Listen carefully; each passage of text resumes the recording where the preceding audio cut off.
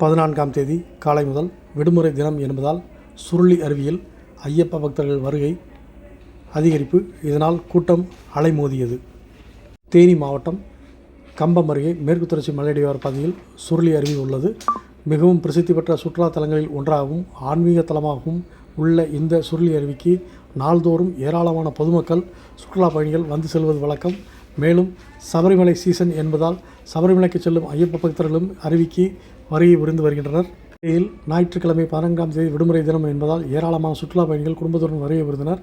மேலும் சபரிமலைக்கு செல்லும் ஐயப்ப பக்தர்களும் வெளி மாநிலம் மற்றும் வெளி மாவட்டங்களிலிருந்தும் அதிக அளவில் வருகை புரிந்ததால் அருவியில் கூட்டம் அலைமோதியது. சுருளி அருவியின் ஆற்றுப்படுகை பகுதியில் கடந்த சில தினங்களுக்கு முன்பு அதிக மழை பெய்ததால் அருவிக்கு வரும் ஆற்றில் நீர்வரத்து அதிகரித்து வெள்ள நீர் ஆர்ப்பரித்து கொட்டுகிறது. இதனால் அருவிக்கு வருகை புரிந்த சுற்றுலா பயணிகள் மற்றும் சபரிமலை செல்லும் ஐயப்ப பக்தர்கள் ஆர்ப்பரித்து கொட்டும் நீரில் மகிழ்ச்சியுடன் குளித்துவிட்டு அங்குள்ள சிவாலயத்தில் சுவாமி தரிசனம் செய்துவிட்டு செல்கின்றனர்.